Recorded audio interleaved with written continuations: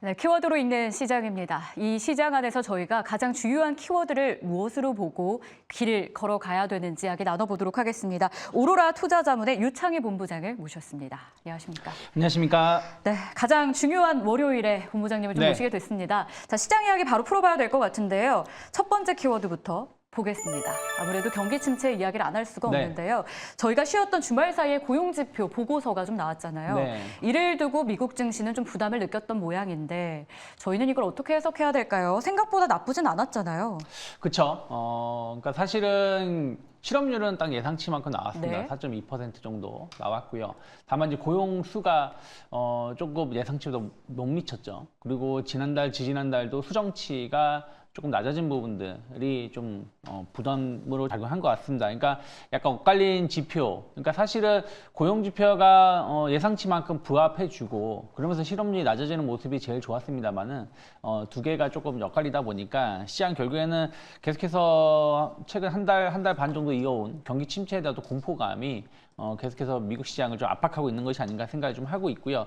또 하나는 지금 그런 것 같습니다. 그러니까 경기에 대해서 앞으로 뭐 3개월 뒤, 6개월 뒤에 경기가 좀 안 좋아질 거라는 어떤 그 전망, 그러니까 안 좋아질 거라는 어떤 경기 지표는 계속 나오고 있지만 현재 미국 재무부라든지 패드가 어떤 정책을 필 수 있을 만한 어떤 입장이 안 된다는 것이죠. 그러니까 현재 경기 어떤 지표라든지 경기 수준만 본다라면 계속해서 낮아지고 있지만 이것만 가지고 공격적으로 금리 인하할 것인가? 혹은 이것만 가지고 재무부가 엄청나게 유동성을 확대하면서 경기를 부양할 것인가? 그러기는 힘든 부분들도 있거든요. 그러니까 거기에 따른 어떤 딜레마. 그러니까 시장이 앞으로 3개월 뒤, 6개월 뒤에 어떤 전망하고 현재 정책하고 어떤 그 불합치성 이런 딜레마가 증시를 계속해서 좀 압박하고 있는 것이 아닌가 판단하고 있습니다. 이런 가운데 지금 속보로 중국의 7월 CPI가 발표가 됐습니다. 저희가 소비자 물가지수를 흔히 알고 있는데요. 전년 동기 대비 0.6% 상승을 했습니다.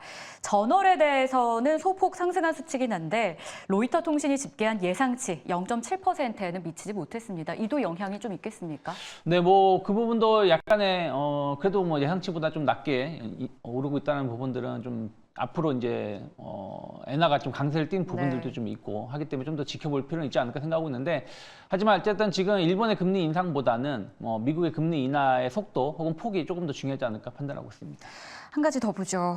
경기 침체 공포가 혹시 이번 주에 나올 미국의 CPI를 통해서 더 커지진 않을지 우려감이 있는데요. 이에 대해서 전망은 좀 어떻게 보세요? 뭐 저는 뭐 조금은 있을 수 있다 생각을 좀 하고 있습니다. 그러니까 지금은 결국에는 이제 어떤 그 막연한 두려움이 시장을 좀 압박하고 있는 것이고 그것이 이제 현재 좀 진행 중에 있는 것이기 때문에 이러한 부분들에 대한 어떤 주가 하락은 조금 더 시장을 부담 줄 수밖에 없지 않을까 판단하고 있습니다. 시장의 부담이 아직은 좀 잔존해 있다라는 것이 유창희 본부장의 의견입니다. 지금 그런 과중에 계속 일본의 이야기, 엔캐리 트레이드에 대한 이야기를 언급해주고 계셨어요. 좀 더 자세하게 설명이 필요할 것 같은데요. 엔캐리 트레이딩 청산 리스크가 다시 부각되는 것으로 봐야 되는 건지 사실은 저희 8월 무서웠던 그 증시의 가장 큰 배경에 엔캐리 트레이드가 있었잖아요. 그렇죠.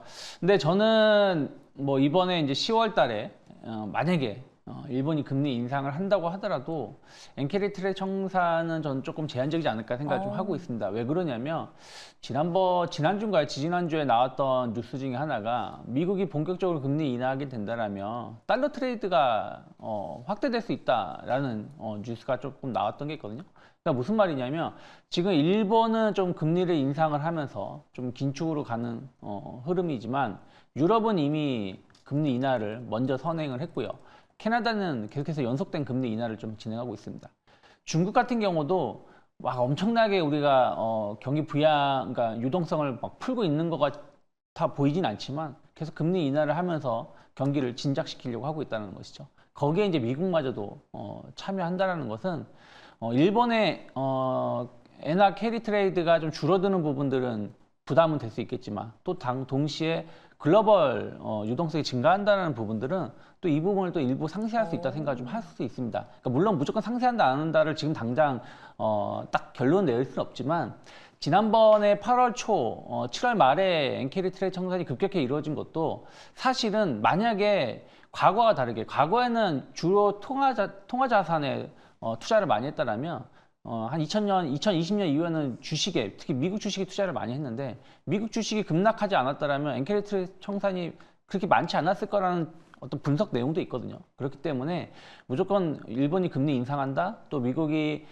좀 공격적으로 금리 인하한다고 해서 엔케리 트레이드 청산이 1 더하기 1은 2라는 공식으로 나온다라기보다는 글로벌 시장의 유동성이 어떻게 좀 변화가 되는지를 좀 더 동시에 좀 확인을 하면서 예상을 하는 게, 그리고 시장의 방향을 결정하는 게 맞지 않나 판단하고 있습니다. 참 요즘 시장은요, 본부장님, 호재를 찾아가는 시장이 아니라 있는 악재를 하나씩 걷어내야 네. 시장이 오를 것 같은 그런 장세가 펼쳐지고 있잖아요. 뭐 그럴 수밖에 없는 게 지금은 지난 7월 조정하고 다른 점은 7월 조정은 약간 유동성이 순간적으로 급감하는 바람에 맞아요. 증시의 조정을 받았다라면 최근 들어서였던 조정은 약간 펀더멘털이 조금씩 훼손되면서 기업의 실적이라든지 혹은 경기에 대한 어떤 전망이 안 좋다든지 이런 부분들 때문에 주가가 좀 하락하는 거다 보니까 그러한 부분들을 조금씩 제거가 됐을 때 증시가 제대로 된 상승 전환이 이루어지지 않을까 판단하고 있습니다. 그런 개념에서 엔캐리 트레이드 청산 리스크가 더 커지진 않을 것 같다라는 이야기를 좀 분석과 함께 내주셨는데요. 자, 그러면 저희가 다음으로 짚어볼 키워드도 좀 하나의 제거 요소가 돼줬으면 좋겠는데요. 바로 기술주의 하락입니다. 네. AI 자체에 대한 우려감도 있는 상황인데 엔비디아가 또다시 급락을 하면서 $100 위협을 받고 네. 있어요. 이번의 하락을 저희가 어떻게 해석해야 될까요? 지금 100을 간신히 지키면서 내주지는 않는데 그렇다고 멋진 반등은 나오지 않고 국내 반도체에도 너무 큰 영향을 미치고 있잖아요. 그렇죠. 사실은 이제 엔비디아가 실적 발표하고 나면 모든 악재가 해소될 거라 어떤 기대감이 있었는데 오히려 블랙에 관련해서 조금 흐지부지한 모습을 보여주면서 실망 매물이 나왔고 그 이후에 이제 이렇다 할 반등을 보여주지 못하고 있습니다. 그리고 이제 브로드컴도 역시 마찬가지로 실적은 나쁘지 않았지만 전망치에 대한 어떤 부분들이 썩 마음에 안 들면서 투자자들한테 만족을 주지 못하면서 주가가 10%가 넘는 하락세를 좀 보여줬다는 것이죠. 사실은 기술주들은 이미 중소형주들은 6월 달부터 조정이 나오면서 추세가 상당히 좀 이탈한 부분들을 보여주고 있고요. 대형 기술주들, 뭐 대표적으로 우리나라는 하이닉스라 말씀드릴 수 있겠죠. 하이닉스, 삼성전자, 뭐 한미반도체 같은 기업들은 7월부터 조정이 나오면서 좀 추세가 좀 이탈하는 모습입니다.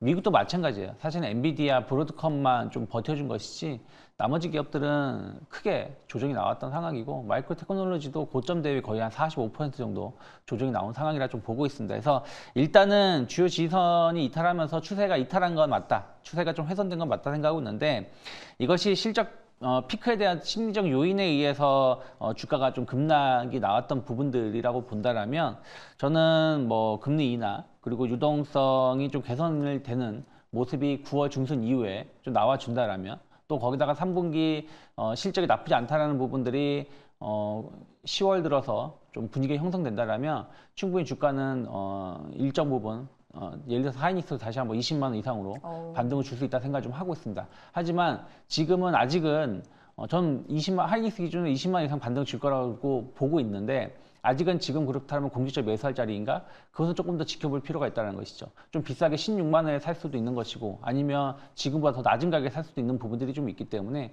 지금은 조금 더 흐름을 좀 보면서 조금 중립적인 시각이 좀 필요하지 않나 판단하고 있습니다. 정리해보자면 일단 흐름은 좀 더 지켜봐야 되지만 기술주의 랠리가 끝났다라고 볼 수는 없다. 이렇게 봐도 되겠습니까? 저는 그렇게 보고 있습니다. 좋습니다. 나름 우호적인 반도체 AI에 대해서 말씀 주셨는데요. 자, 그럼 본격적인 반등을 기다리고 기대하는 분들을 위해서 반등을 위한 필수 요소가 있지 않겠습니까? 가장 중요한 한 가지만 꼽는다면 뭐가 있을까요? 결국엔 이번에 하락의 시작이 어디서부터 시작을 됐는지 봐야 될 것 같아요. 네. 그러면 2분기에 실적 발표를 했을 때 우리가 하이퍼스케일러 그룹 단위라고 말하죠. 죄송합니다. 마이크로소프트라든지 구글이라든지 메타라든지 이런 기업들이 수익이 안 나오네? 그럼 AI 투자 계속 이대로 할 것인가? 의 어떤 의구심이 좀 있었던 게 어떻게 보면 AI 거품론이었던 거거든요. 그럼 3분기 때 이것을 약간 해소시켜주는 내용들이 이어진다면 전 충분히 강하게 상승할 수도 있다 생각 좀 하고 있습니다. 그래서 그 부분을 좀 봐야 된다 생각하고 있고 또 좀 빨리 본다라면 9월 말쯤에 마이크론 테크놀로지 실적 발표가 있기 때문에 이 부분이 조금 중요한 특히 우리나라는 연관성이 좀 깊은 기업들이 많기 때문에 마이크론 테크놀로지 실적이 얼마나 좋은지 또 앞으로의 가이던스가 중요하지 않을까 판단하고 있습니다.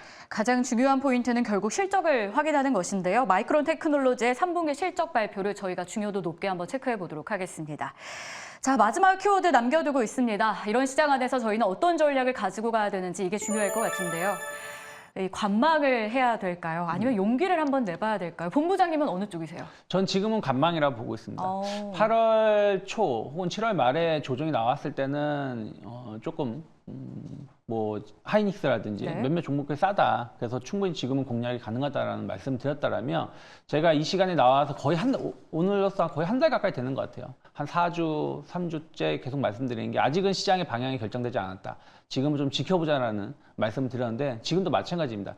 지금은 직전 저점까지 주가가 어느 정도 하락을 한 것 같아 보이고 하이닉스도 보면 직전 저점에서 일단은 추가적인 하락은 좀 방어하려고 하는 모습을 좀 보여주고 있습니다만은 그러면은 많은 투자자분들이 지금 막 주식을 사고 싶은 욕구가 충분히 있을 수 있다 생각을 좀 하고 있습니다. 그런데 아직은 모든 것이 해결된 건 없다 생각을 좀 하고 있어요. 저는 다음 주 FOMC까지는 조금은 더 시장이 좀 불규칙한 흐름들을 보여줄 수 있다 생각을 좀 하고 있기 때문에 무리해서 지금은 주식을 살 필요는 없다. 그동안 좀 현금을 좀 확보하고 지켜오신 분들이라면 조금 비싸게 주고 사더라도 한 2, 3일 정도 좀 지켜보는 게 맞다 생각하고 있고 오히려 지금보다 조금 더 급락이 나온다라면 추가적인 하락이 나온다라면 그때 가서는 저는 주식을 살 수 있겠습니다만 현재 위치는 조금은 뭔가 결정을 내리기에는 어떤 기대할 수 있는 부분들이 좀 부족하지 않나 생각하고 있습니다. 확인할 게 아직은 좀 더 많다. 그렇기 때문에 지금 자리는 뭐 저가 매수나 흔히 말하는 물타기죠. 네. 그런 것보다는 관망하면서 현금 확보를 하자라는 의견을 주셨습니다.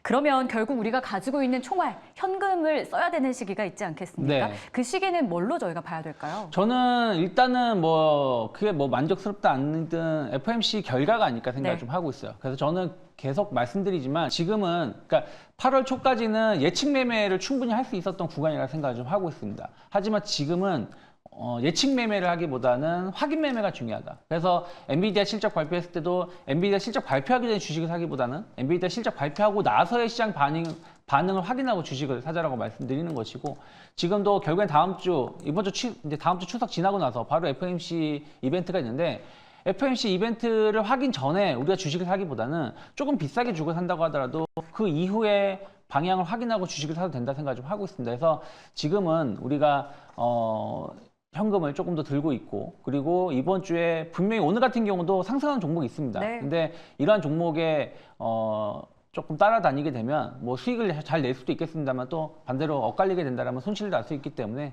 조금 무리하지 않는 게 맞지 않나 판단하고 있습니다. 그러면 저희가 혹시 미리 예측해 볼 수 있는 상승 섹터나 종목이 있을까요? 그때 가서 볼까요? 아니면 지금 힌트가 좀 있습니까? 저는 다음 주 가서 보는 게 맞지 않을까? 네. 혹은 이번 주 수요일이나 목요일 이후, 그러니까 어쨌든 미국 주 후반에. 대선이라든지 이런 토론이나 이런 부분을 좀 확인하고 결정하셔도 되지 않을까 판단하고 있습니다. 좋습니다. 여러 가지 악재들, 투심을 무너뜨리게 하는 재료들이 참 많은 시작입니다. 그렇기 때문에 우리가 이 악재들이 잘 하나씩 걷어지는지 이 체크가 지금은 가장 중요하다라는 코멘트를 들어볼 수 있었는데요. 자, 도움되셨길 바라면서 유창희 본부장님은 여기서 보내드리겠습니다. 오늘도 고맙습니다. 고맙습니다.